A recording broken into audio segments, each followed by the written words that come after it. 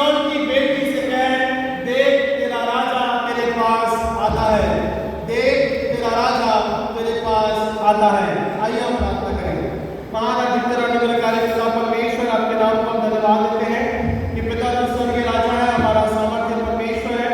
और पिता परमेश्वर तू यरूशलेम में जब प्रवेश करता है तो पिता परमेश्वर के समय 2026 में मौका दिया कि हम अपने मन के मंदिर के यरूशलेम को खोल करके पिता उस मंदिर में अपने राजा को प्रवेश कराएं और उसके नाम की महिमा को हम कराने पाए। तू राजाओं का राजा, प्रभु का प्रभु है। अनुग्रह के द्वारा हमारे आत्मिक जीवन की अगुवाई कर, वचन और उसकी प्रभुता के तहत हमारे मध्य में अगुवाई कर। उद्धारकर्ता प्यारे बेटे प्रभु यीशु मसीह के नाम से मांगते हैं, सुन कबूल कीजिए इस प्रार्थना विनती को। आमीन आमीन आमीन। सो परमेश्वर का वचन मत्ती और उसके 20वें अध्याय और 1 से लेकर 11 पदों के 30 में इस बात को देखने पाते हैं जहां पे वो यरूशलेम में प्रवेश करता है। प्रभु यीशु मसीह 2 बार यरूशलेम में प्रवेश करता है। एक वो जब वो 12 वर्ष का रहता है और मंदिर में खड़े होकर बात करता है और जब नाक की गर्दन के रूप में जब उसको देखा जाता है, बराबर है ना।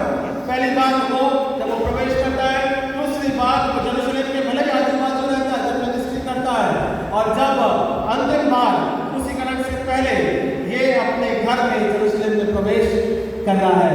लोग इसको जानने लगे हैं क्योंकि वो हमारे गांव का बच्चा है, नासरत का रहने वाला है। यरूशलेम की उसकी वहाँ पे वो है, क्या बोलते हैं, उसकी सिटीजनशिप है और उसका नाम काफ़ी बढ़ गया है।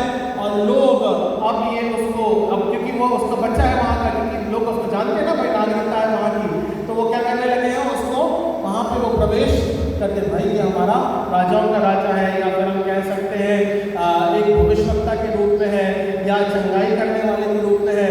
लोग इस प्रकार से लोग जानते हैं और वो क्या करते हैं, लोग बड़े आनंद के साथ में प्रभु यीशु मसीह को यरूशलेम में प्रवेश कराते हैं। तो वहाँ पे उस गांव के कॉन्टेक्स्ट के हिसाब से या उस विलेज के कॉन्टेक्स्ट के हिसाब से खजूर बड़ा फेमस है, बराबर है ना। लोग उपवास के माध्यम के दौरान खजूर के झाड़ के रूप में, या हम कह सकते हैं ज़्यादा ग्रीनरी जो है या तो कैक्टस में होती है या तो खजूर के झाड़ में होती है, बराबर है। और आसानी से मिलने वाला फल भी खजूर का फल ही है उस समय, उस संदर्भ के हिसाब से, है ना। तो लोगों ने क्या किया, खजूर की डालियाँ तोड़ी फटाफट और उसके बाद में कपड़े लिए और जो मिला वो उसके राजाभिषेक के लिए या मंदिर के सामने या फिर हम कह सकते हैं सड़क पर पे लोगों ने इसको बिछाना शुरू किया और जोर जोर से नारे लगाने शुरू करे, होसन्ना होसन्ना, ये दाऊद की संतान, उसके नाम की होसन्ना। होसन्ना का अर्थ है, होसन्ना का अर्थ है बचाने वाला। You are the one who save us, है ना। वो उसको मसीहा के रूप में दिख रहे थे।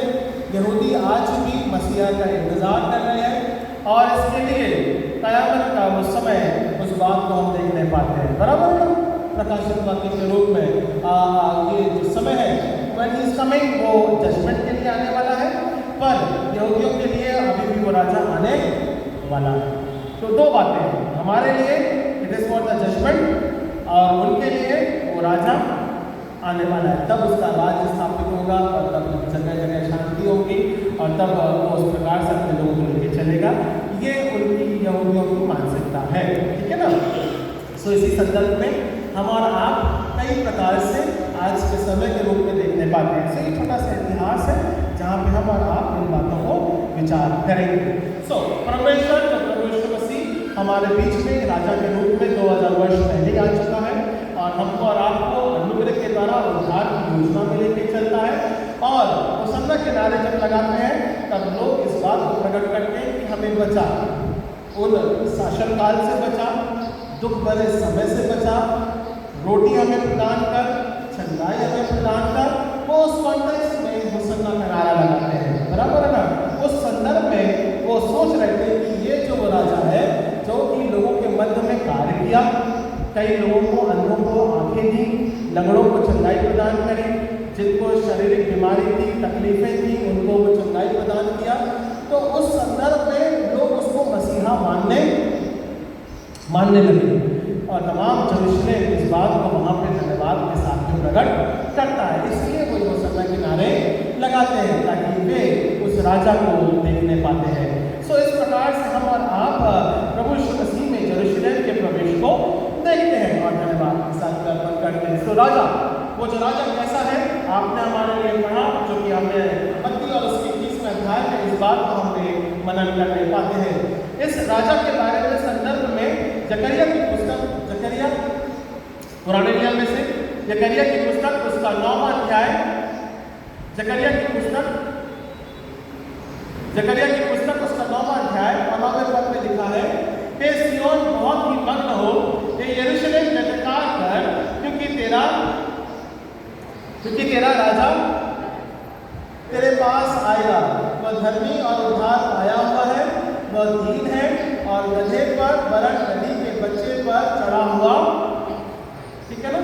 तो जहाँ पे हम और आप पुराने नियम और नए नियम के हिसाब से अगर हम पढ़ते हैं तो ये भविष्यवाणी 32 उसके 30वें अध्याय के रूप में जिस प्रकार से लिखा गया है, उन भविष्यवाणियों को हमने जकरिया की पुस्तक में पहले ही पढ़ते हुए देखा है। इसका मतलब वो राजा प्रभु यीशु मसीह यरूशलेम या लोगों के मध्य में उद्धार करने के बीच में प्रकट होता है और वरन वो गधी के बच्चे के ऊपर लदा हुआ आता है, जिसके माध्यम के द्वारा लोग होसन्ना के नारे लगाते हैं। सो मैंने आपको ऐतिहासिक रूप में, परिचय के रूप में, पुराने नियम के रूप में और नए नियम के रूप में किस प्रकार से लिखा गया है, इन बातों को मैंने समझाया। अब हम मुख्य रूप से विचार करेंगे। वो राजा है, वो जो राजा है हमारे राम के लिए एक नए जीवन को प्रकट करता है। वो राजा हमारे राम के लिए क्रूस पर से बलिदानित होता है। वो राजा हमारे राम के लिए उद्धार की योजनाओं को ठहराता है। वो राजा हमारे लिए आत्मिक रोटी को ठहराता है। और राजा का संदर्भ जो होता है वो अपनी प्रजा को खुश रखना होता है।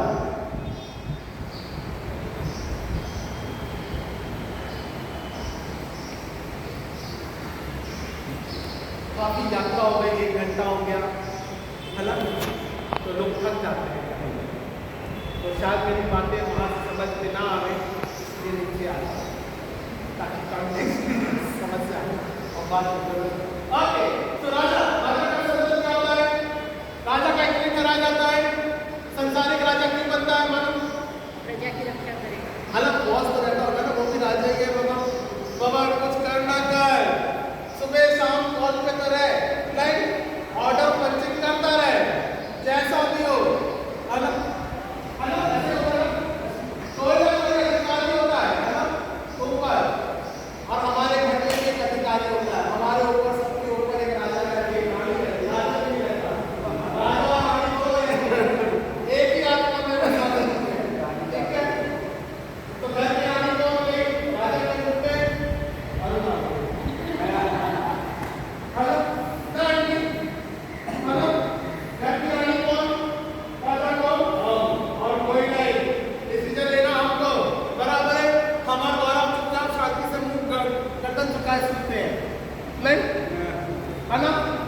रानी है भाई, सुनना पड़ता है, किसी का रानी है, हम तो ऐसे ही बोलना पड़ता है। भैया हिसाब किताब जो है, खाना पीना सब उसी के अनुसार, नियम के अनुसार चलता है। नहीं चाय साहब मुक्त हो गए, वो बात अलग है। परमेश्वर हमको और आपको एक राजा के रूप में देखता है और हमको और आपको उद्धार करता के रूप में ठहराता है। मेरा कॉन्टेक्स्ट समझ में आया? मेरी बात यहाँ जा रही कि नहीं जा रही? तो वो राजा है, उसके नाम की महिमा को वो ठहराते हैं। वो राजा क्या बोलता है? वो राजा के नाम की महिमा क्यों करते हैं? कि हमें बचाओ, होसन्ना होसन्ना। उस समय के संदर्भ के हिसाब से, बाबा हमें रोटी नहीं मिल रही है, ये शासन काल बड़ा कठिन है और टैक्स बहुत ज्यादा है, ये राजा बचा हमें। तो वो उद्धार करता है, दाऊद की संतान में से आ रहा है और उसका राज्य अभिषेक, जो उसका कार्य है, जो योजना है, जो काम करने का तरीका है, उससे अपने लोगों का उद्धार करेगा। इसलिए वो वहां पे होसन्ना के नारे लगा रहे थे, और कोई दूसरी बात नहीं। परमेश्वर बोलता है जकरिया की पुस्तक में, तुम जो होसन्ना के नारे लगाने वाले हो, जकरिया में जिस प्रकार से प्रार्थना खुलासा करता है, वो परमेश्वर बताता है वो जो राजा है ना केवल तुम्हारे संसारिक रोटी को देने के लिए नहीं, बल्कि तुम्हारे आत्मिक जीवन को परिवर्तन करने के लिए वो राजा प्रवेश करता है। हमारा और आपके जीवन में जो राजा प्रवेश करता है वो हमारे आत्मिक जरूरतों को पूरा करने के लिए वो राजा प्रवेश करता है।